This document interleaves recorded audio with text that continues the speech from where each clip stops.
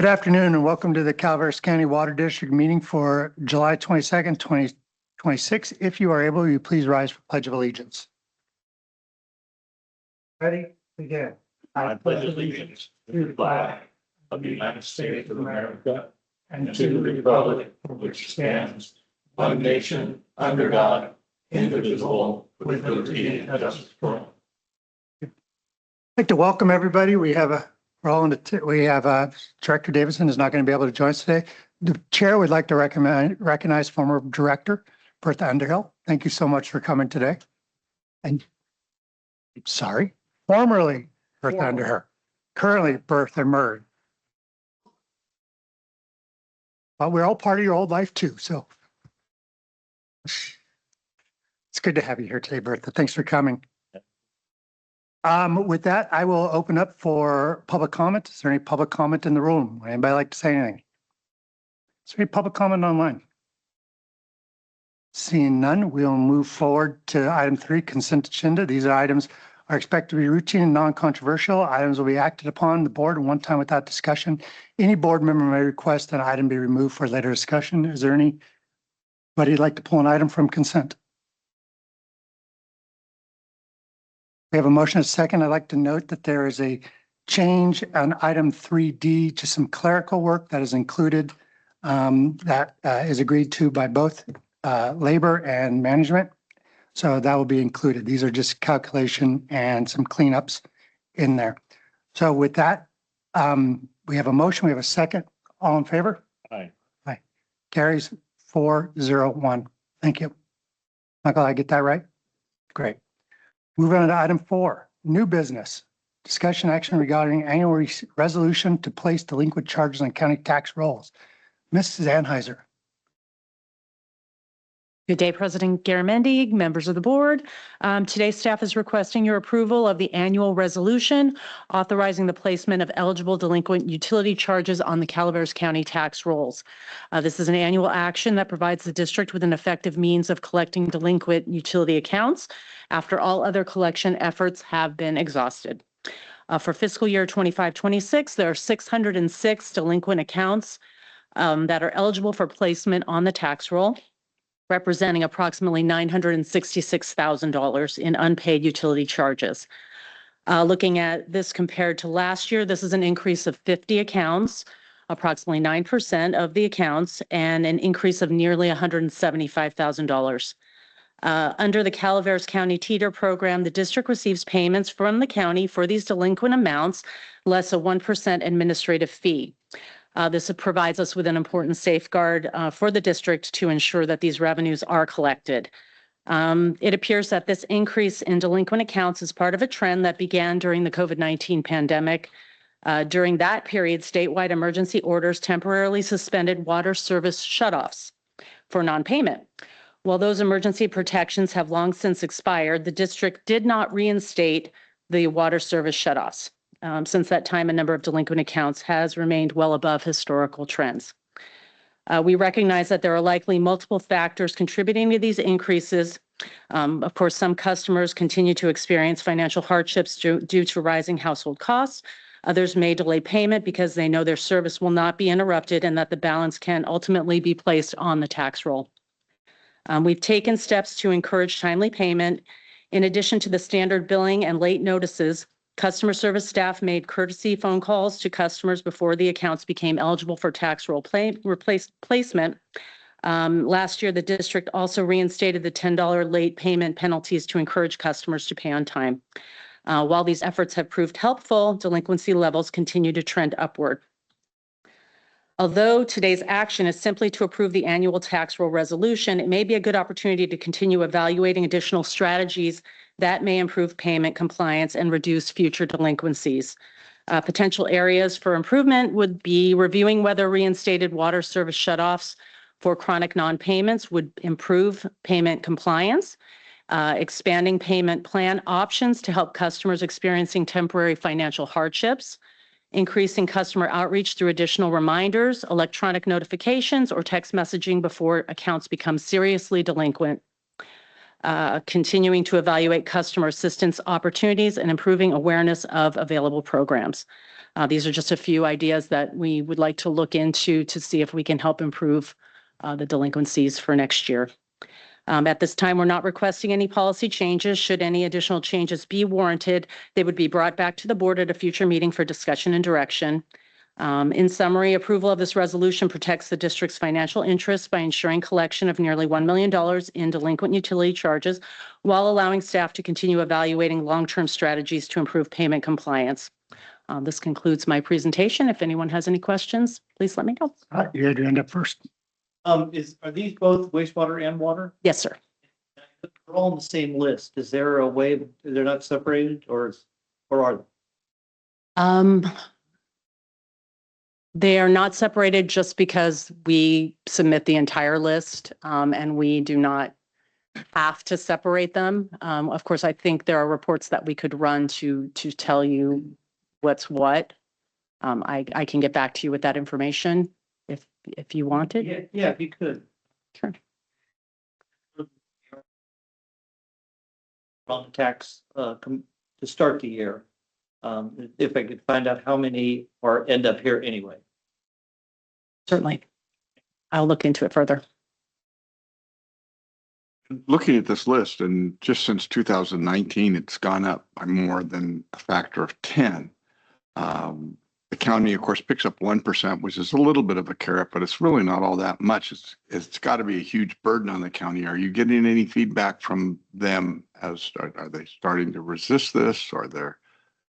I would say it is a burden to them, but we do compensate them for that, that effort that they make. So if they need more staff or something like that, I think we help contribute to paying part of an FTE.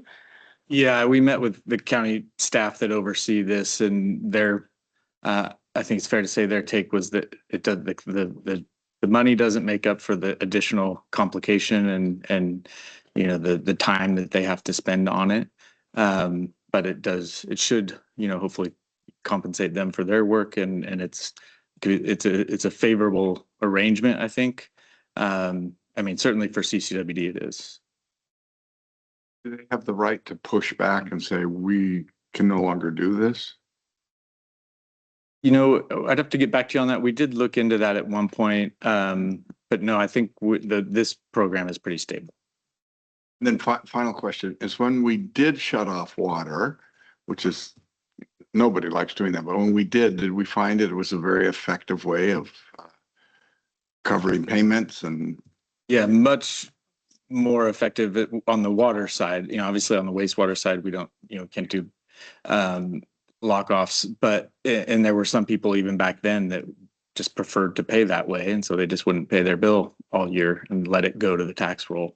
But for water, yeah, that's this very, very strong incentive for folks to bring their account current. Kelly? Kelly, it's been an alarming increase as you look at this, and I think you pointed that out in your memo to us. You also, while you said there were many reasons for it. What's your gut on? Obviously people are having a financially hard time.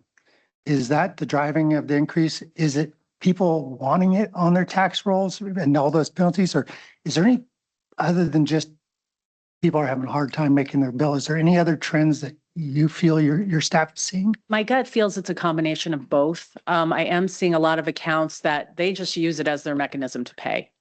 We have some commercial customers. That's what they do every year. We see I was actually looking with Monica and Robin. We've seen quite a few that just roll it over from one year to the other. And then you have other people who are just, they're calling us and they're saying, hey, what's the minimum I can pay to stay off the tax roll? So I think it is a combination of both. I'd like to hear your thoughts as we move forward. Maybe not today, but Absolutely. And we have our program set up to help payers. I'd like to see if you've got other ideas on that.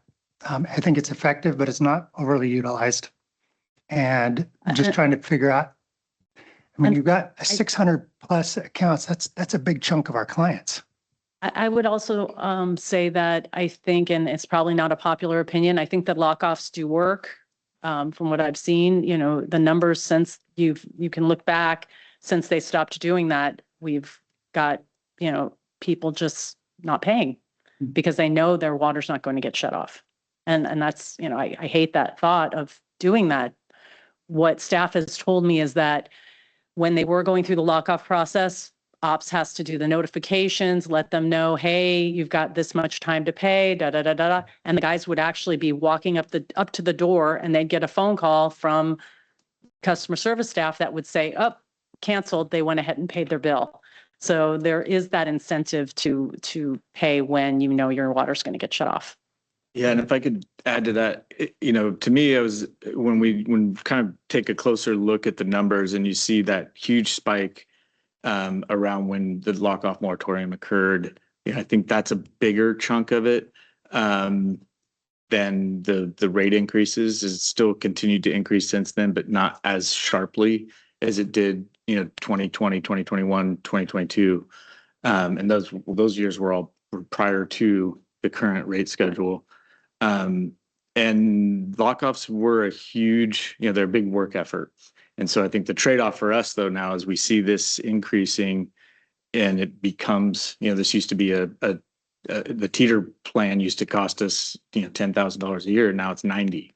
And so how big of a trade-off, you know, the savings that we get from not doing lockoffs versus the cost of increased delinquencies going to the teeter program, you know, I think is something we're going to have to drill down on a little bit more as this dollar amount goes up. Yeah, I took the time to drill down a little bit on this issue, and there's a lot of anomalies here. I would classify that if you just, you know, look at the first glance, you just see hundreds of numbers, but there in the amount due column, why is it that you can have properties scattered all over the county, and you can sort by going to the county GIS and just put in these assessors parcel numbers, and so they're all over the county. But maybe you can answer this, Kelly. The number due $1,994.39 occurs 30-40 times, and I just think that is almost an unexplainable mystery why that same figure would be occurring on properties around when you've got the variables of water consumption, sewer consumption, and well, fixed fees on the water and sewer, but then the consumption. I'll bet it's people who don't live here that don't ever have any consumption, and they never pay Okay. never pay the bill. Or it's if it's just, water. or it's just sewer customers and It's it's a sewer their basically. same Doing here. number of months happen to be in that same cycle and you're seeing, you know. Well, the Coincidence. other thing that I took the liberty to call Kelly and ask some questions to hopefully explain some of these mysteries, but there's one property owner up in the Arnold area that Kelly told me that he does this year after year after year, and it's a block of commercial properties. Now, this is not I'm not suggesting that we hold this thing up, but one of the things I would like to throw into the mix is that I would venture to say that if you had a guy with commercial properties and one or two of his customers, the renters, got locked off on the water, he'd pay the bill. He'd pay it because he would just say, okay, my renter, I've got a problem here. You got to pay your bill. If you're behind on your bill, you got to pay it. So, you know, there's this one owner that has 1, 2, 3, 4, 5, 6 properties. There's a total of $29,000 that is going on the tax rolls. That's baffling to me. But maybe we just schedule a workshop on this at some time and see where we go on this. This is unsustainable. Great.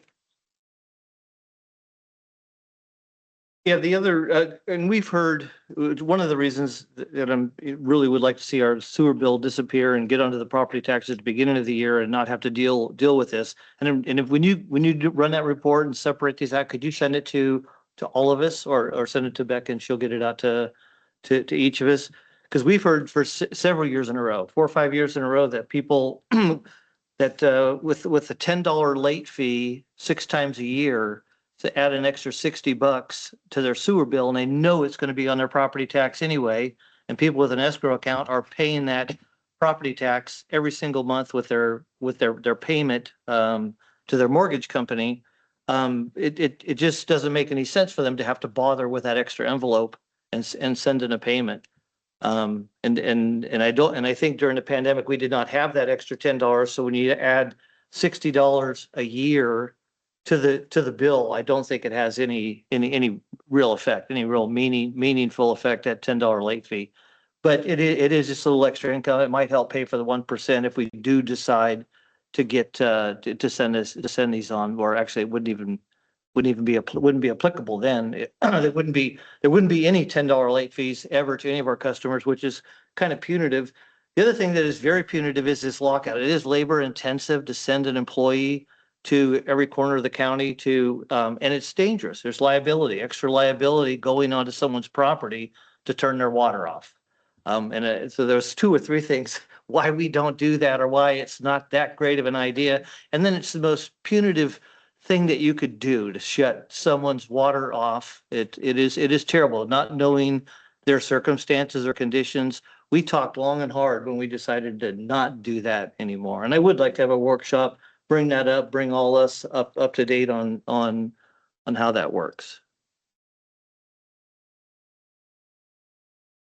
Any other comments from the board? I'll just build on your comment. So the possibility of a stronger financial inducement to not go on the rolls might be worthwhile. So something to explore.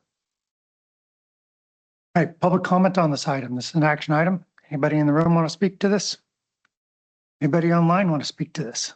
All right, bring it back to the board for the discussion or motion. Move for acceptance. Motion, I'll second. second. All in favor? Aye. Carries 4-0-1. Thank you, Kelly. All right. Item 5, reports. Mr. Gerkensmeyer.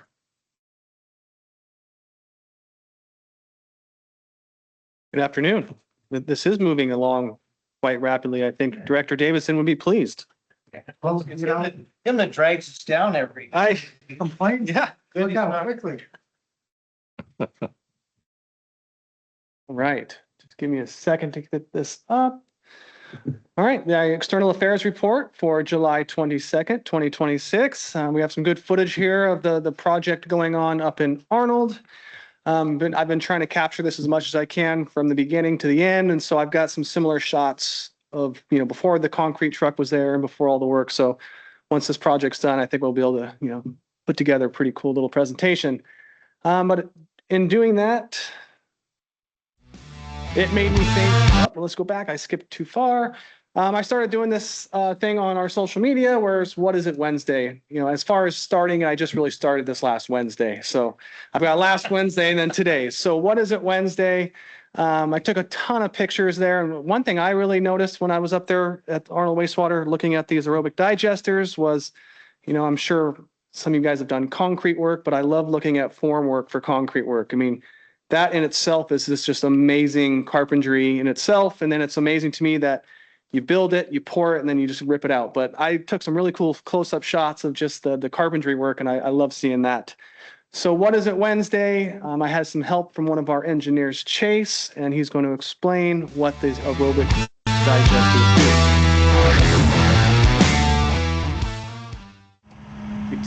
do. All right, we're at the aerobic digesters.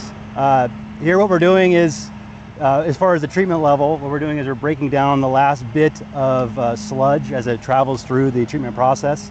So here there's essentially fans at the base of these basins to go through and agitate all the bacteria and sludge for the bacteria to consume as much as they can.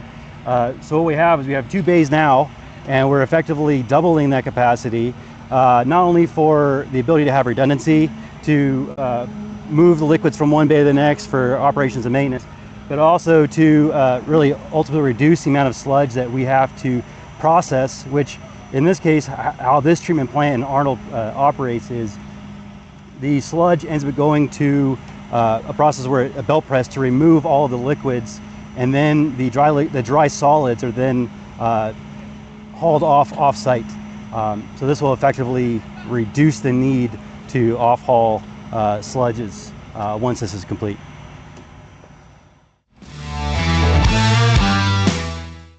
So again, I really want to thank Chase. That day I followed him all around all day long saying, "Are you ready? Are you ready? Are you ready?"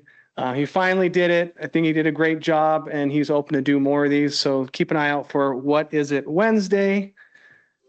At the same, I did another little clip kind of that concrete 4-day.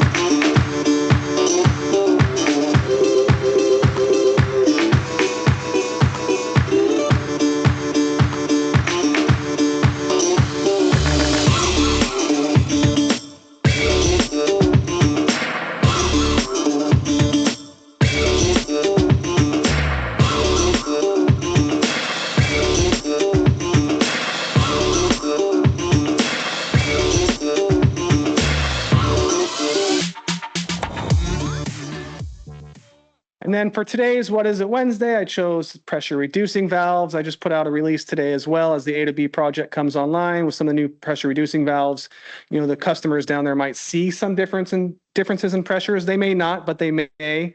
All, you know, for good reason and for the benefit from the project. So today's What Is It Wednesday is all about pressure reducing valves. Again, you can go on our socials and click on it, see this animation, then also kind of find out what a pressure reducing valve is. So for those of the, you know, our customers or in communities don't really understand what they are, what they do, that is today's What Is It Wednesday. What really made me think about doing this was a picture I had of inside of a lift station. Couldn't really tell what it was, and I thought this might be interesting to somebody. You know, what is this? If they can, you know, figure it out. So more to come with those. Again, these are, you know, mostly posted on our socials. Our numbers are still doing really, really well on our social media. I mean, Facebook seems to be the one that people prefer. That's where we get most traffic. And in the past 28 days, our views are at 13.7 thousand, which is up 4.4%. Our content interactions is up 35.7%. And our watch time is up 1.8,000%. You an influencer yet? No, but it's, you know, it's, I mean, if you see, you can't really see it at the bottom, but I mean, for instance, the flyer that I posted from the library event that I did got 3.1 thousand views. Only 12 people showed up. So it's not really, you know, we wouldn't have been able to fit 3,000 folks, but the message gets out there. And so these videos, at least, you know, and the majority of it, if you look on the side there, is really from our non-followers. So not, you know, even folks that don't decide to follow us, that's okay. That content is still getting in front of people. But what they do with it, how long they watch it, I can't control that. Hopefully I can make it engaging. It's really easy to make it too long and they don't see it at all, but I'll keep on trying. And again, get out some of that What Is It Wednesday stuff. You're gonna be to Scott's point, you're gonna be a social media influencer, and we could get sponsored by parts departments. Yeah, there we go. I think those kinds of folks have major numbers. I don't think we're even close in that category, but for being a public agency, I think it's good. Yeah. Instagram doesn't, you know, it's not as much as Facebook, but it's growing. You know, views are up in the last 28 days, 300%. Content interactions up 235%, and that reach is up 760%. So just in the last 28 days, you know, those aren't huge numbers. The percentages are big numbers, but each number, you know, and then LinkedIn, I don't have one for LinkedIn, but LinkedIn is still also steadily growing with content impressions up 20%, reactions 4%, page views up 96%, and new followers up 71%. So we are, you know, still trending upwards. Are we using LinkedIn for employment purposes? A little bit of everything, you know. I've been using LinkedIn a lot for this, the Aqua's vision for, you know, California water, which the board approved to, you know, to support this.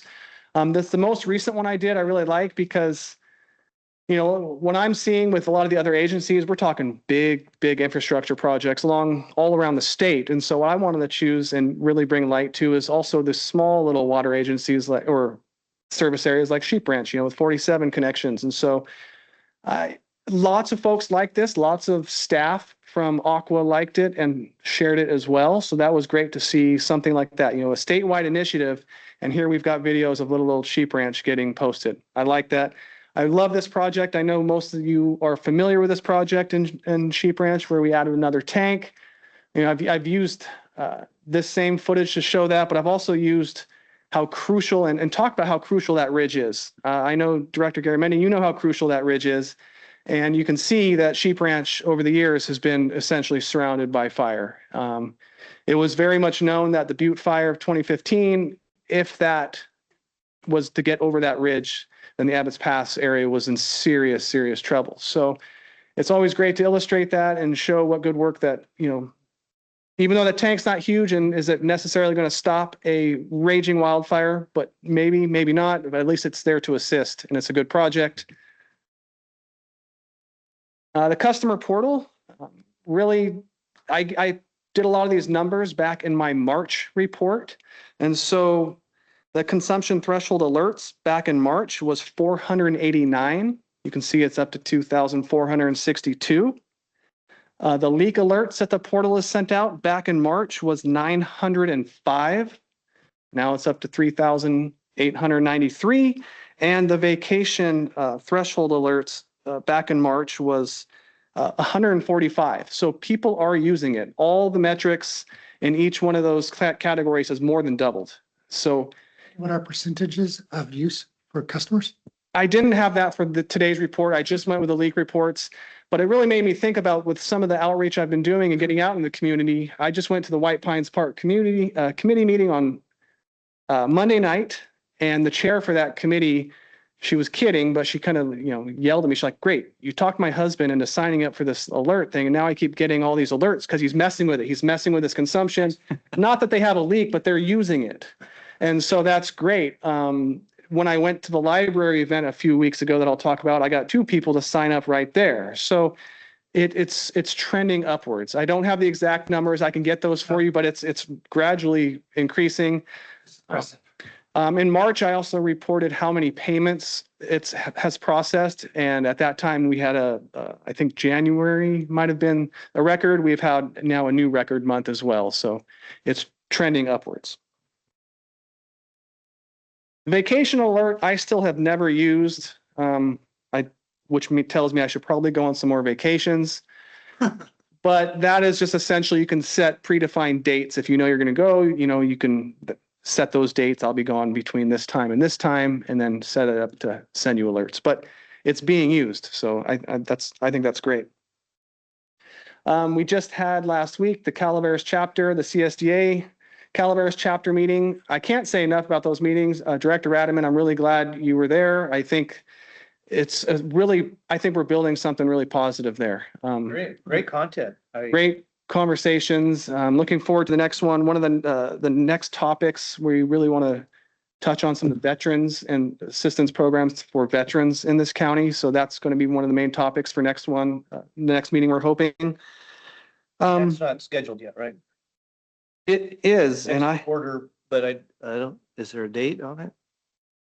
I didn't write that down. It is, do you remember, Damon? Says here, next meeting, October 21st. Okay. Did I write it down up there? I did. Perfect. October 21st. I just didn't write it on my notes. I apologize. Okay. Yeah, and so, you know, the main topic for this one was we had the Calaveras RCD give an update. Trina, she pretty much gave an overview of the RCD's fuels reduction projects, their watershed restoration projects, forest health, and a great update. The Tuolumne CSDA update from Pete Campa, he was very impressed.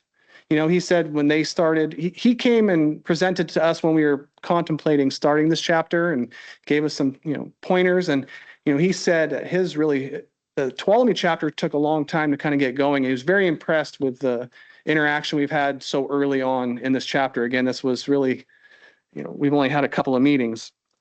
The fire district has been very engaged. They gave quite an update on some of the proposed funding reductions that I'm sure you guys have heard about. So that was a very interesting update. And yeah, and then also one of the vice president had to step down. So now Dari Gillespie, hope I'm pronouncing that right, from Mark Twain Healthcare District. She was unanimously appointed. So, but if any of you guys have a chance. Was she here? Was she at that? She was online. Oh, okay. Yeah, and it's great because she's with the Mark Twain Healthcare District, and we felt it was good to have somebody not representing necessarily fire or water, because I think that's very well represented at these meetings. So to have some of the other folks from other special districts, I think will be great to have that voice. The library event on July 9th, I went to the Arnold Library. Again, I already told you 12 people showed up. A couple people showed up with their bills in their hand, already scheming and ready to yell at me, I could tell. But it was a really, really good event. I would have to say I probably went a little long. I was scheduled for about an hour. I ended up doing about an hour and 20 minutes. As you guys know, sometimes I can probably go a little long because there's a lot of information to cover. With that, I tried to take a slightly different approach. A lot of times if I'm in a certain area, I'll really focus on that area. But I'm really trying to bring awareness to all of our areas everywhere I go. The folks in Ebbets Pass might not even understand that we serve West Point and Copperopolis. So I spend that time. And there was one gentleman who I felt like he was just mean mugging me the entire time. What he said at the very end to me was really profound. So even though it was an hour and 20 minutes, he said something at the very end that was loud enough for everyone to hear.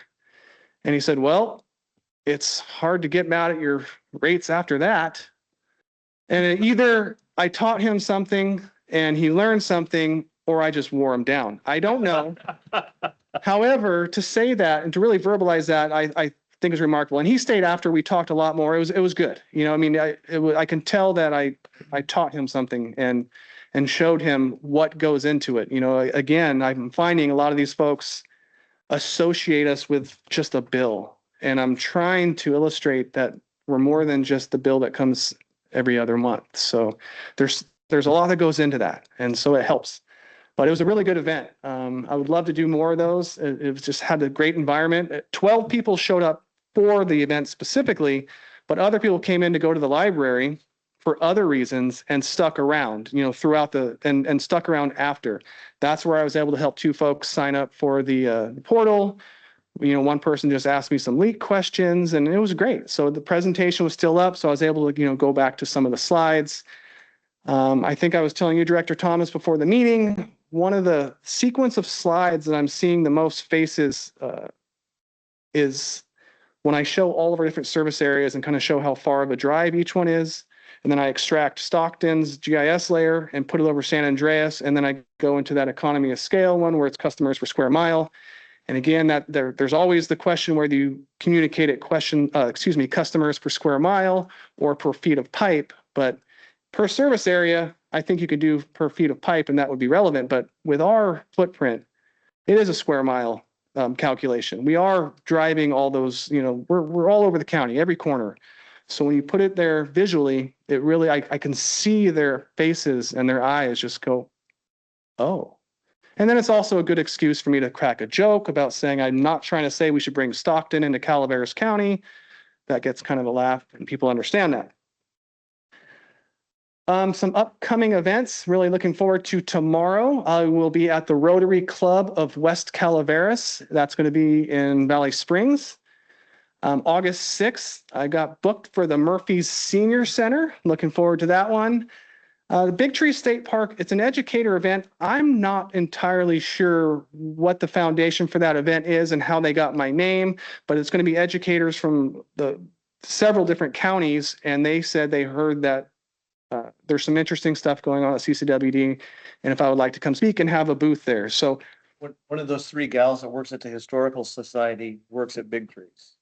oh, okay. Actually, So she's doing this Thursday night, tomorrow night. She's doing the historical, the monthly dinner presentation about Big Tree State Park. oh, that's great, because I wasn't really sure how I got. Maybe to connect sometime. Maybe, yeah, but I'm looking forward to that. I think it's going to be really great. It's Saturday, August 8th.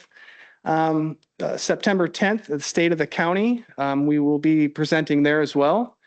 And then that same time, like we've been talking about our birthday, that's that week, our birthday is going to be September 6th. So what I'm trying, I got a bunch of emails out there trying to coordinate the dates. I was already scheduled for that week, that first week in September, after Labor Day, to do a presentation at White Pines Park. I asked them if I can kind of mold that into a birthday So I think what we're shooting for is that first board meeting in September, kind of doing the main birthday component.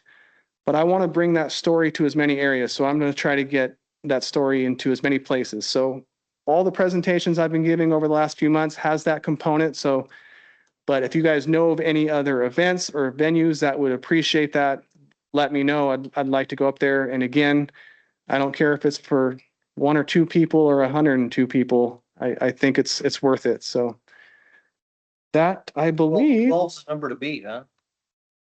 Well, that was the library, the first one. I'm not sure how hopping the library is on a Thursday at 10 in the morning, but again, I still find those smaller groups to be some of the most beneficial.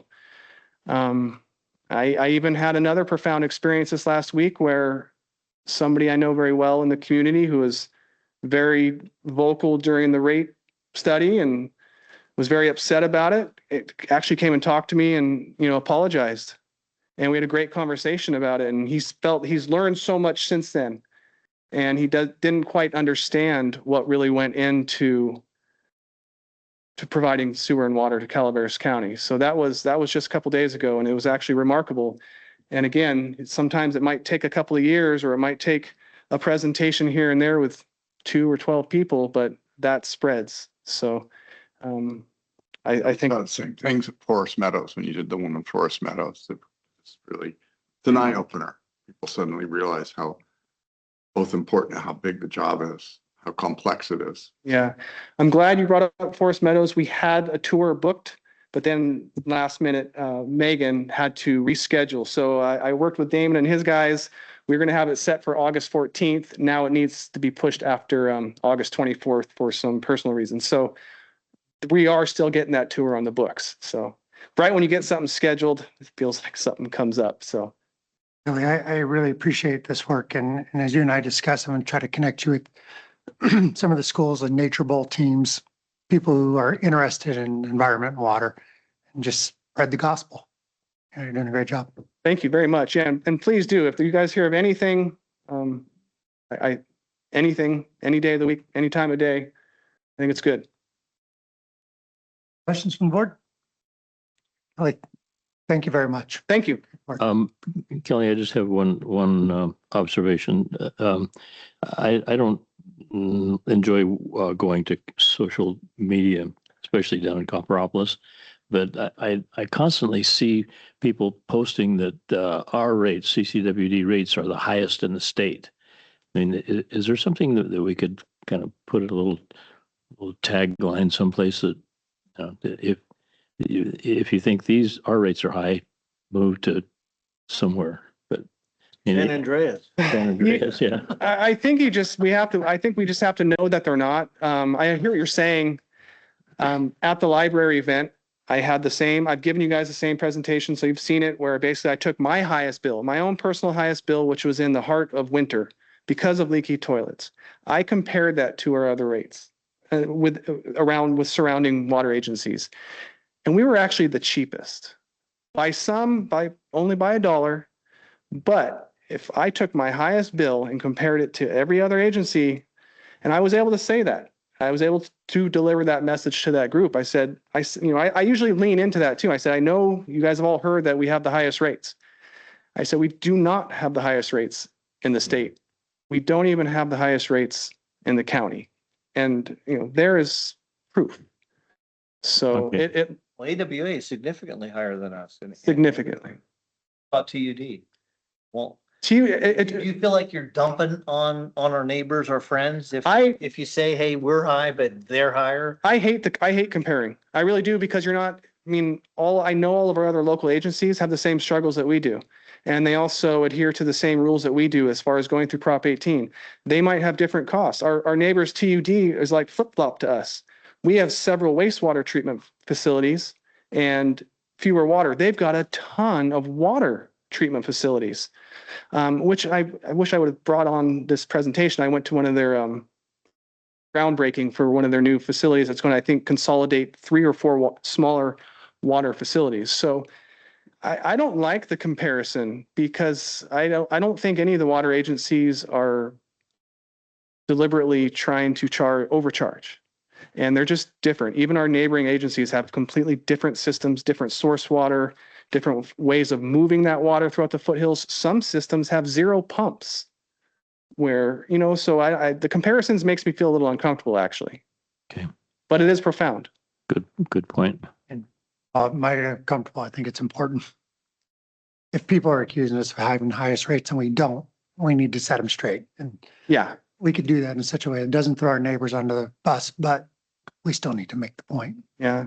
It's just, like I said, it's just not always the same comparison. You can do that with cars. You can say a Pinto is the same as a Lamborghini. They both got wheels, they got steering wheels, you know, but they're different. So. We're the Lamborghini, right? We're the Lamborghini. I think, I don't know. We're more like a nice Toyota Camry. It's reliable, consistent. Pass it on to your kids. Cost effective. Cost effective. Yeah. There you go. We're Good analogy. Good analogy. Thank you, Kelly. Thank you. Damon, you're up.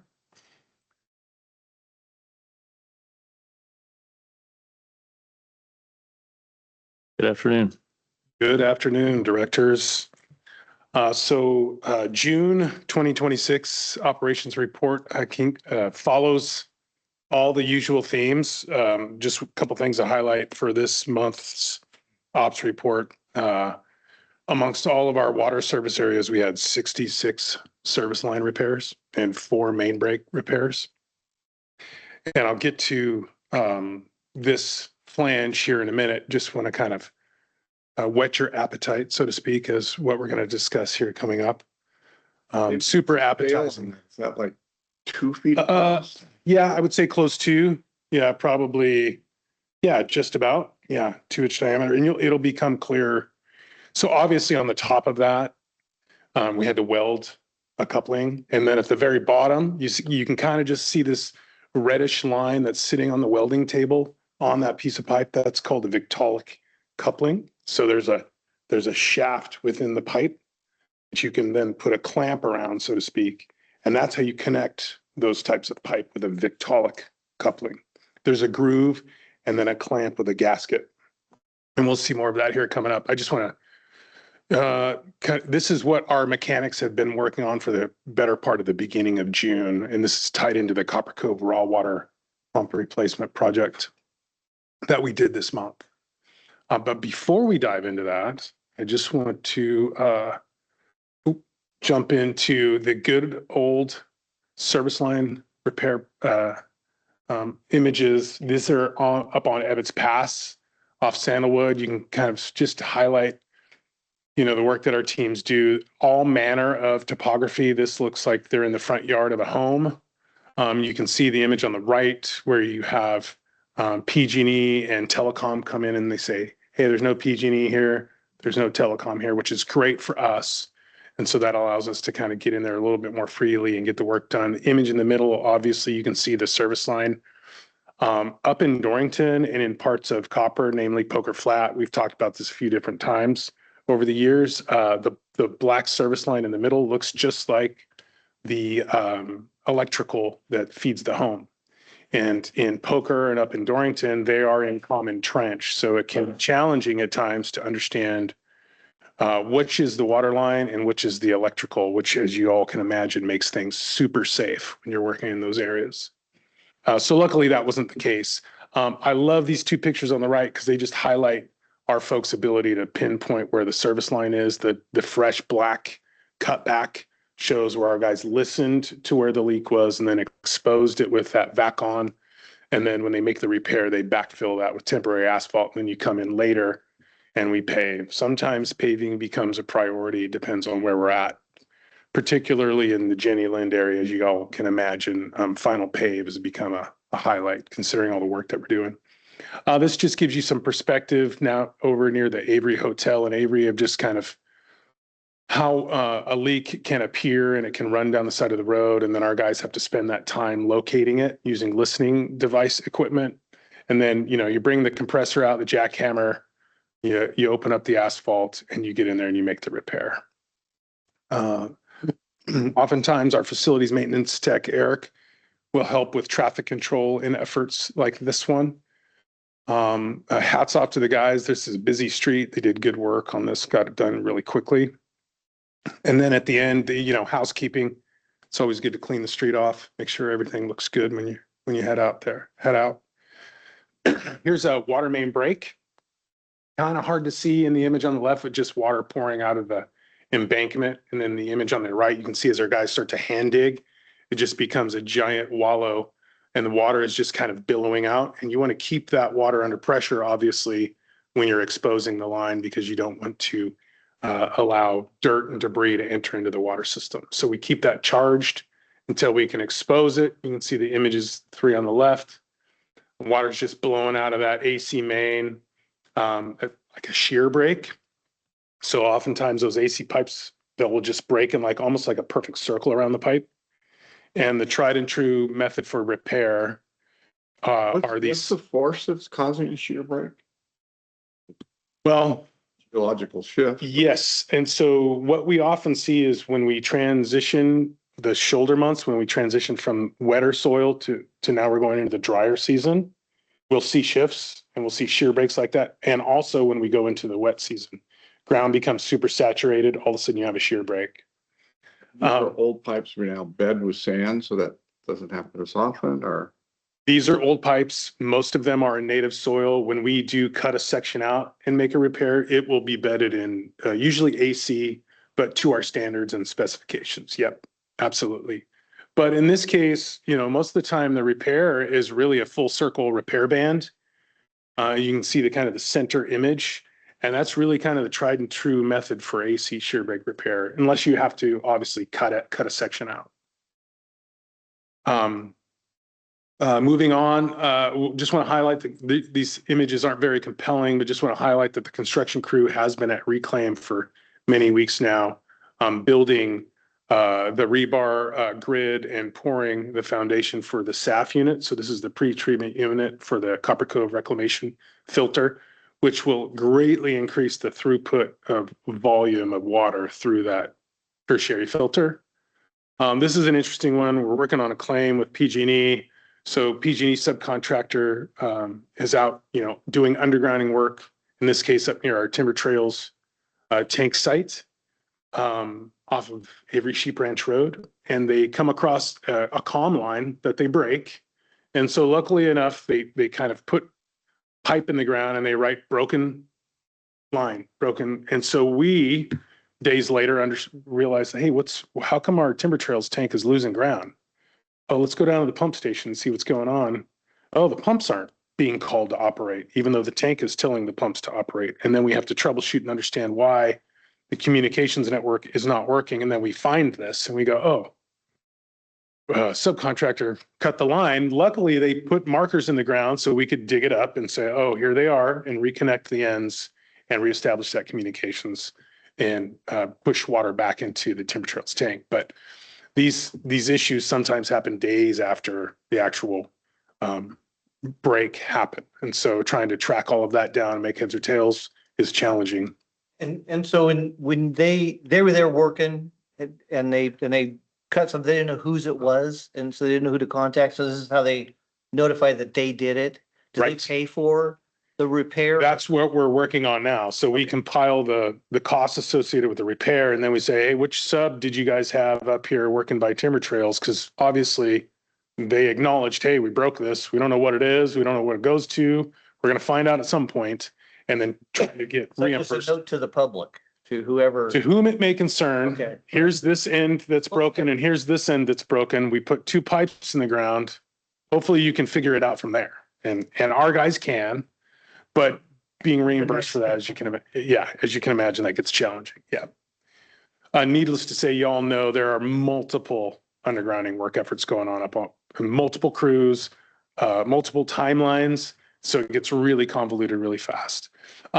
Just not a lot to see here, but some very interesting and at times expensive equipment when you're trying to reestablish radio telemetry for your lift stations. It is critical. They need to talk. They need to be able to, the pumps need to know when they can push sewage out to the waste facility. And so reestablishing comms is really important. Our electricians, instrumentation folks always have radios and telemetry equipment on hand. So when these things break, they can fix them.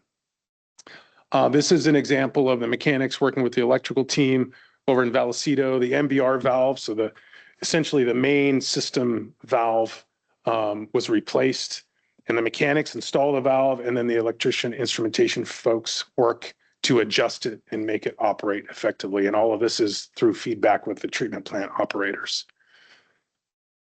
And this is, out in the field, an example of Azalea Court Lift Station, Forest Meadows. Our instrumentation electrical folks have to troubleshoot into that telemetry system to understand why comms may not be taking place.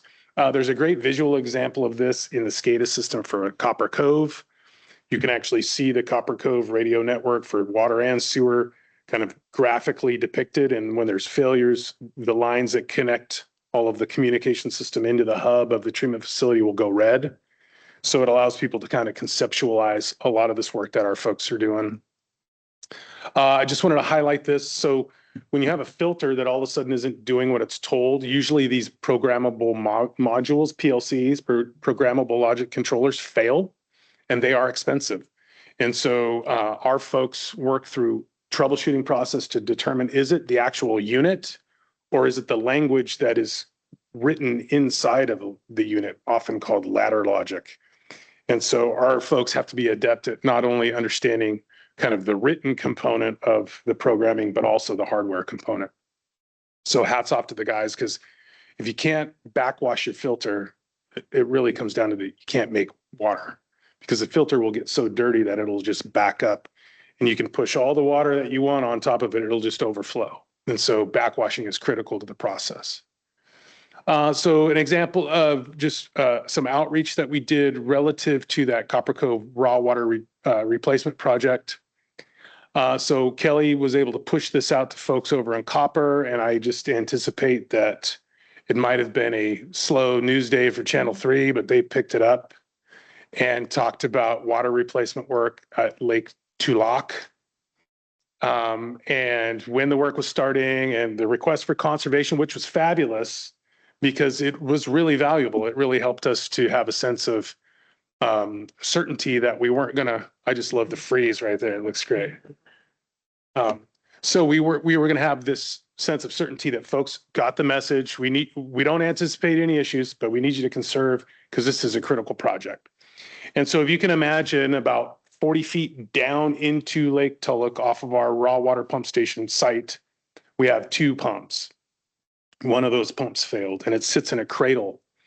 And the image on the image on the left is from the last time we replaced a pump in 2019.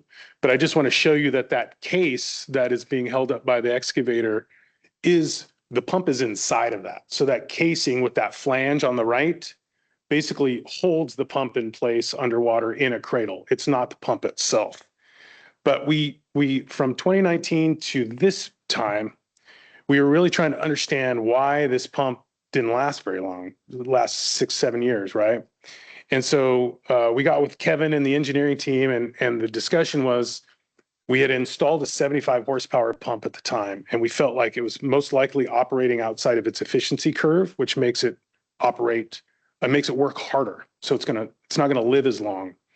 And so when we replaced the pump, we went downsized. We went to a 60 horsepower pump, which pushed it into that optimal curve of operation. We actually get more gallons per minute out theoretically. However, one of the lessons learned, and we'll discuss this in our after action, is that it's not the same size. So when you're going to put it in this casing that was designed for a 75 horsepower pump, you're going to have to retrofit that flange and tie it to see that bolt pattern that is the flange is now welded in the image on the left to the connector to the pump and motor of the new 60 horsepower pump. So I want to just acknowledge the mechanics. They did a fabulous job, went out on site, took measurements, understood.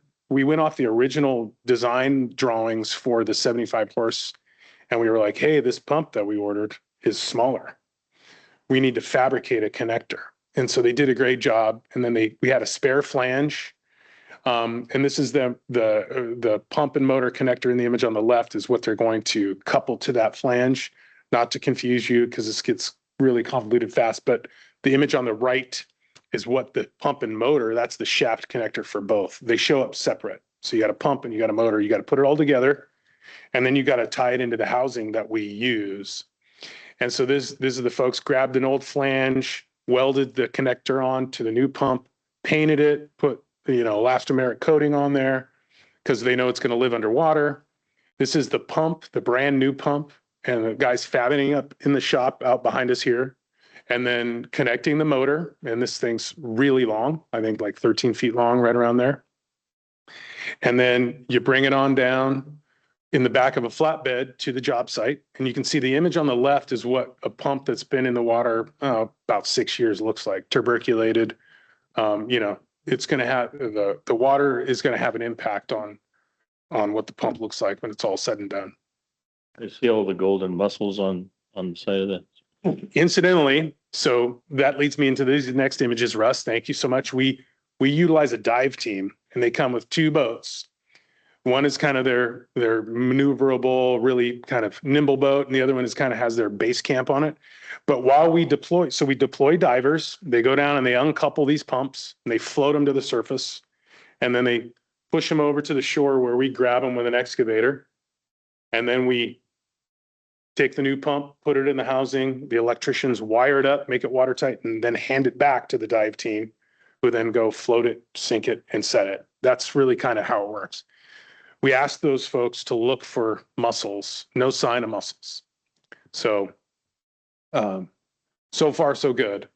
So that's what this is what the topography looks like where we have to come in from the land side. So we're going to meet the divers at the water's edge, right? But we have to walk this excavator, this 335, this behemoth down the hill in order to be able to reach out far enough without getting a 404 or 1602 Fish and Wildlife permit because we want to put this thing in the water. We're going to just try to reach as far as we can. And so it's kind of gives you kind of an image of up above the work zone in the image on the left, the diver's out in the water on the right. Here's the diver going in. So he's going to go there, sit on top of the 40 feet down. He's going to kind of just sink down to the bottom. And then he's going to do his thing. And his team the whole time is attending to him. They can talk to him. He can give feedback back and forth. And then he puts these bags underneath our intake apparatus. And then he floats it to the surface. And then the boat will then grab it and drag it over to the shore. And so let's go back to this one. I think you can kind of get an idea of the intake structure in the image on the right. So you have this big pipe. And at the end of the pipe, sitting at an angle like this, is an intake screen. So the image on the right with that round thing that's kind of near the yellow float is the intake screen. And we'll put the pump in the intake structure on the left, and then we'll connect it. So in the image on the right here, you can see the intake screen with the float on top of it. And then in that kind of horizontal portion of the intake structure, the pump lives inside of there. And so a couple more images of that. And then as soon as it hits the ground, our guys are in action. They're going to take the old pump out. We're going to see what the condition is like, what's going on. One of the after actions, lesson learned that we're going to cover in our meeting in August. We're going to have an after action in August is guys roll down there 7 o'clock in the morning. The divers come out. And they're like, so which side of the cradle is this pump on? And everyone's like, we can't remember. We think it's the right one. So they actually pull the one that's operational out first. However, when we brought it ashore, everybody got a chance to look at it and realized that it was the electrical coupling was about to break apart. So we were able to actually fix it, and then the divers put it back and then grabbed the other one. So this is the image on the right, pulling the old pump out, and then we're going to take that flange, connect it to the new one, and slide it in and bolt it all together, and then they're going to just go put it back. So a lot of folks moving quickly. The electrical, they have to basically connect this pump and motor and make it waterproof. So they use, I don't know what the professional terminology is, but it's like a fancy heat shrink to me, And then so this is kind of that connection that they noticed that was having issues. And you can see that our mechanics and electrical work together to come up with this connector that keeps that cable from crimping, or if an anchor grabbed it, it would actually act as almost like a wire stay to keep it from being pulled out of the pump and motor. the size of the new pump on the left, that newly painted flange with the electrical going in on the right. Folks getting photos and just want to double check sizing and alignment as this thing is getting ready to go enter the housing and then get put back in the water. It's pretty impressive to see the divers in our team. They speak via hand signals, just quicker rather than two-way. You got divers and they're just like, they've kind of got it down, which is part of the things. One of the things that we need to discuss as a team is they shouldn't have it down. This should be kind of anomalous, or we should plan this as part of preventative maintenance, that we're going to go pull these pumps every 4 years and we're going to check the connections. We're going to check the condition of the pump out and then just go put it back in the water. Because as you all can imagine, the pumps aren't cheap and the divers aren't cheap. And then we followed it up with another, hey, thank you guys. Thanks for your help. The job was done. Job well done. Hats off to everybody. Hugs and kisses. And then to just kind of round out this month's ops report, I thought this was just a fascinating photo. So when you're studying for the wastewater 3 and you have to do math, you're going to take every piece of paper or every piece of real estate on that piece of paper to do your math problems. And so this is Charlie, who passed his wastewater 3 first try, which is a complicated test. He did an excellent job. I asked him how he kind of rotates the binder to do the math problems. And he said he likes to work out in the garage because it's quiet. And when the wind blows, it's like blowing his paper up. So he'll turn it to work against the direction of the wind. So hats off to Charlie and the ops teams. Eamon, I've got a question. You mentioned a device, what do you call it? The pumps are resting on Like a cradle. cradle. Okay. So the cradle is anchored in concrete down under the surface. Yeah. Okay. So the conclusion that I had come to is that this screen is laying horizontally on the bottom, but it's not. It's the pump is standing vertical in that cradle. The pump, so the cradle is kind of following the lay of the land, so to speak. Okay. So the cradle is kind of at an angle on going down to the bottom of the lake. And the pump is actually sitting at that angle. And then the intake structure is almost like 45, kind of sticking up a little bit. One of the things that we've talked about, and this is just kind of an opportunity to try to optimize this whole situation. I'm trying to find the picture, but does it make sense for us to put tracks down the path to the water line so that we can put these cradles on a track? And so if we have issues in the future, could we then just ratchet the track up, so to speak, out of the water? And then we would only need a diver to go in and uncouple the mechanism that holds the pumps there, rather than have a diver float them, sink How them. remote is that area right there? If I was a kid, and the only reason I ask is an attractive nuisance. Right. If there was a track leading to something electrical, kids would find it.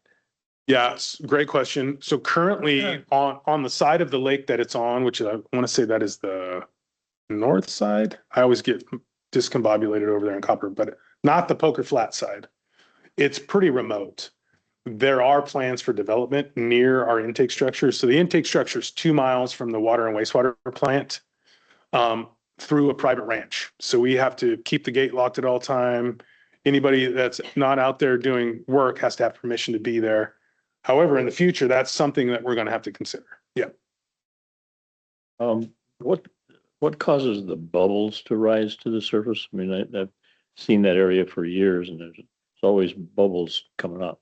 So that is a past process. So these pumps don't pump directly to the treatment plant. They pump to a holding tank that's up at the top of the hill where there's a second stage of pumps that then pump the water to the treatment plant.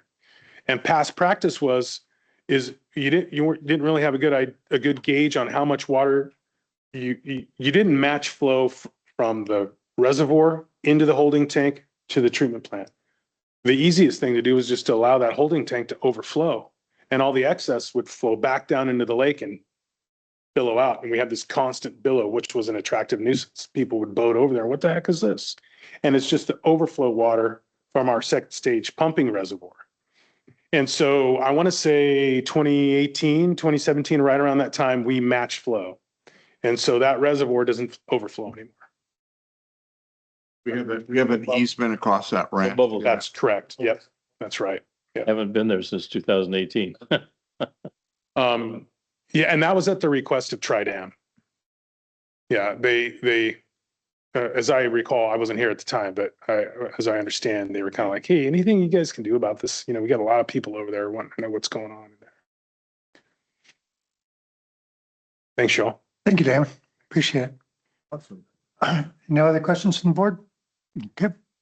Michael, you're it. So my report is usually anticlimactic when I follow either Kelly or Damon. Today, it is going to be remarkably boring compared to those two. So great job, guys.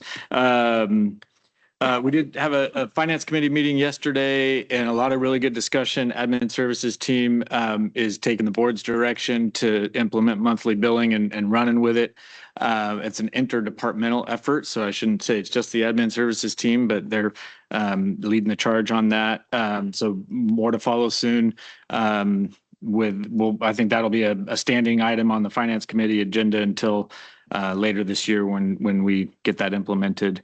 And also a good discussion about changing our restructuring our reserves as we talked about during the budget development process. So that'll be coming back before the full board as well, before too long. Just want to acknowledge they're not here, so it doesn't do any good to acknowledge the summer workers themselves, I guess, at this point. But we did really appreciate them and the work that they gave us over the course of the summer. But I also just really want to acknowledge our team, and especially Stacy and Kate, but everybody that was involved with supervising them and helping make it, developing the program and helping make sure that they had a good experience. And hopefully we have opened their eyes to the water industry. I think based on the comments they made at the ice cream social we hosted for them on their last day, they did have a really, really good experience because of the work of our team. So thank you all that were involved in that. We had a good CPPA meeting last week. Rates, as we were forecasting, with the board adopted rate decreases, which is always good news. And I think importantly, the settlement with PG&E, that without getting into the weeds of it, there's been a dispute between PG&E and the WAPA customers for Central Valley Project Power, a rate dispute that looks like it has settled. It's been submitted. The settlement has been submitted to the FERC administrative law judge, and there's no opposition to it. So everybody expects it will be approved. We've signed off on it along with all the other parties, and it will lock in the rates at this lower level where they are right now, and just implement 3% annual increases instead of the roller coaster ride that we've been on for the last 5 years. So good news from CPPA. Lot of relicensing work going on, and there'll be some more updates coming, more detailed updates coming before the board next month. And I think we're planning to have an open session item on that, the second meeting in August. We're at this point that I think in a lot of our minds has been way off in the future for a long time. The 6-month window when we're actually able to file our pre-application document and the notice of intent to relicense the project. And as long as we file within that 6-month window, it really kind of rules out any competition from filing against us. And that 6-month window opens August 1st. And so we are here. This is the first big formal FERC submission and the first official step in the process. And so I'm kind of getting chills talking about it. We've been working on it for so long. It feels like a big deal. It is a big deal. And fortunately, we've got a really great team working on it, and we will be prepared to file. We were initially planning to file in August, but I think we've decided to pump the brakes on it just a little bit to make sure that the board is fully informed about it. We have fully reviewed and vetted everything. And so we're probably shooting for filing in September, but still on the early end of that 6-month window.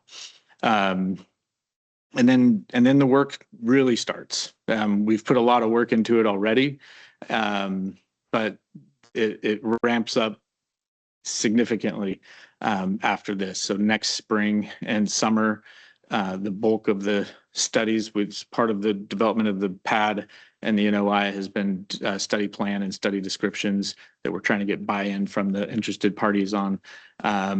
And the bulk of those studies will happen next calendar year. So it only grows from here, but just forecasting that we'll see a lot more on that in August. Speaking of the Norfolk project, NCPA has a new general manager. After delaying Randy Howard's departure for many months, they appointed an internal candidate, Tony Zimmers, our former director of power marketing, a guy that we're very familiar with and we've worked well with in the past. So we congratulate Tony. I've already had one very positive meeting with him. I'm meeting with him again tomorrow. And I think we'll be able to do good things working with him. So congrats to Tony, and we're optimistic about continuing to work with NCPA. Michael, you're going to the event this evening? Yeah, he'll be there. So you all get a chance to meet him. Murphy's Park? Mhm. 6? Yes. Yeah. UMRA meeting Friday, and we are, I believe, still scheduled. I'm waiting to hear confirmation from the county, but still scheduled to present to the County Board of Supervisors on Tuesday on our groundwater sustainability agency, the future of the GSA. So Tuesday. next week. Yeah. So we prepared and follow up with our 2x2 meetings that we had, some materials we provided to the county last week. We're still waiting to confirm that will be on their agenda for next week. I'll let y'all know if that changes. That was the plan. That's all I have. Yesterday, I became aware that you were not aware about Juan Maya's departure across the river. Okay, there's other. Do you guys know that Juan has decided to leave? He's gone. Or employee? Yeah. I hadn't heard a notice or. Well, it caught us all, or at least me, by surprise. But anyway, I think that the decision was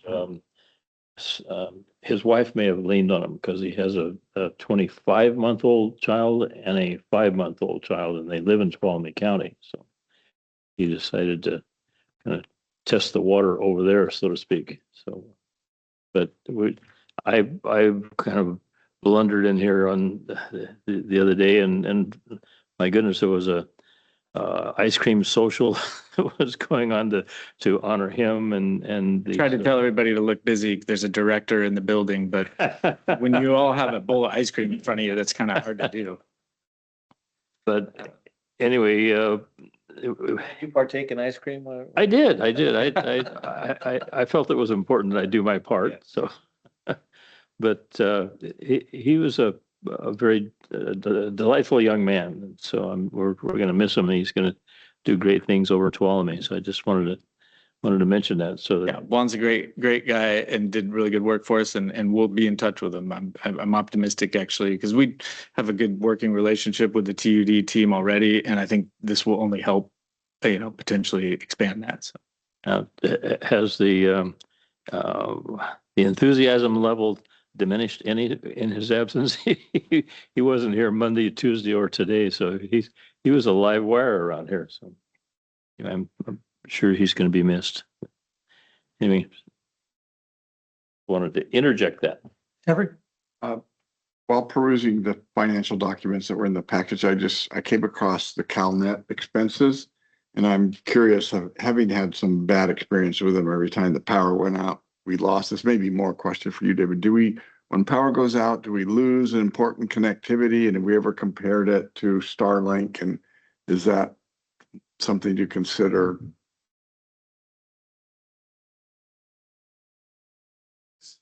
microphone.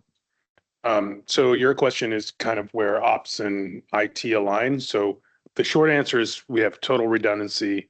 The long answer is we have Starlink at a lot of different facilities. And we also have Cradle points for others. So Dylan might be able to fill us in a little bit more on what those are, but short answer is total redundancy. Basically, you're really on top of it and you're choosing the best ISP for the situation. Yeah, just for the given area. I mean, sometimes there's too many trees for Starlink. So then Verizon or AT&T come into play for having a redundant connection that way. So Don't we have a tree thinning program? I wish. It'd be nice. Any other questions for the GM? All right, that is, thank you very much, Michael. We do not have a closed session. That item was held for favor, but we got that item off our list. So we have no closed session. Our next board meeting is August 12th and then August 26th. Any other items for the good of the order from the board? Did we purposely take off board reports? Oh, I was going to ask that, but we can do them right now. So We we'll all comment under general manager's report then. Close enough. Yeah, we Close can't do enough? an action item, but we could chat. Okay, no, I had the CSDA meeting last week. Next week I got JPIA in Roseville. And I did want to remind everybody about the Urban Water Institute in August in San Diego, August 19, 20, and 21. And I just wanted to kind of see a check of hands in the room. Is anyone planning on attending? Damon, Kelly? You spend your birthday in San Diego? I think so. Good. Okay, and I'm going to be on. Any other board members interested in attending that? So Was it? it's not flying on the value. okay, it's Mountain County's biggest event ever in their lifetime. Is why I'm touting it and kind of pushing it. It's Urban Water Institute. The Urban Water Institute is a two-day conference. It starts on Thursday about noon. So we fly down. I'm flying down Thursday morning, get to a 1 p.m. session. And then there's the next day, there's a reception that evening. And then the next day is all day sessions at the hotel. Can't remember what hotel it's at, but it's all day from 8 a.m. till 4 or 5 p.m. And then Mountain Counties as part of California United, which is made up of Mesa Water District of Southern California, Mountain Counties Water Resource Association, Urban Water Institute, and one other. There's a four. Bosca. Bosca, yeah, the Bay Area. So it's a east west north south group, and we're putting on hosting a dinner on a cruise of the San Diego Bay that evening, and then the following morning, Mountain Counties is doing all the programming, and then it gets over at noon on Friday. Everyone takes what? Wednesday, Thursday, Friday, 18, 19, 20. No, I'm sorry, 19, 20, and 21. So Thursday evening is the boat ride. Friday morning is our programming. Yeah, we'll have a keynote speaker picked for Friday morning. Not quite sure who. I do know who's doing that. I can't kind of forgetting right now. Anyway, Anybody else? That's all. Jeffrey, you have anything? I have nothing to report, but I know you've already acknowledged Bertha Murray. And I don't know if she has any pearls of willing words that you'd like to share with the board now that you've stepped back. But if you do, we'd love to hear from you. Bertha, if you'd like to say something, we got a few minutes. we don't have board reports on here, but we certainly could have. The chair recognizes former Director Murray.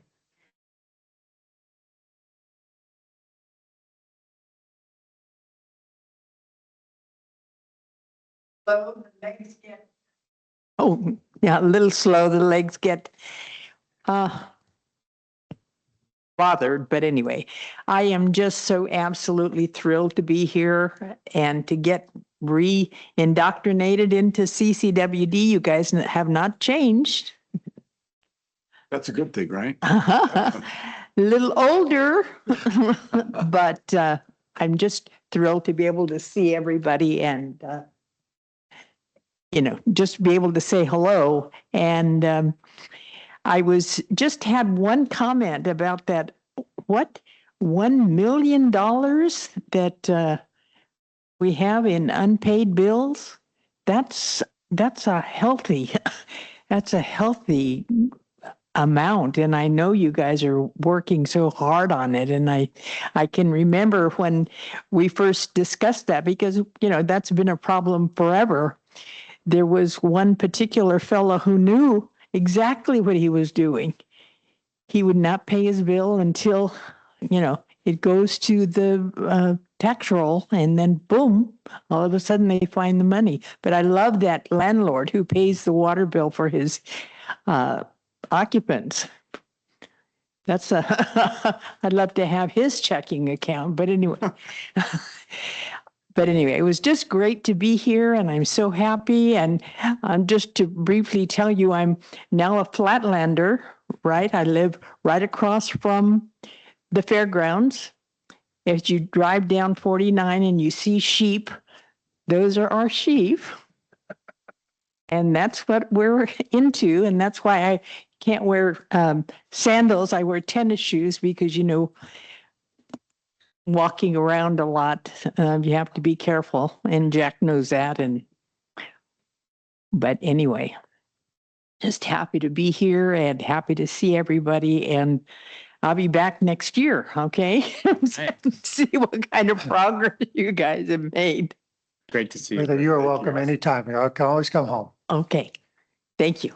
Good to see you. Uh-huh. And you- Bye. Stop by anytime. Yeah, Okay. please Don't do. wait, don't wait a year. Okay, The smile, Bye now. smile is always worth it. Thank you so much. Okay, seeing nothing else, we will call this meeting closed. Are you going to communicate with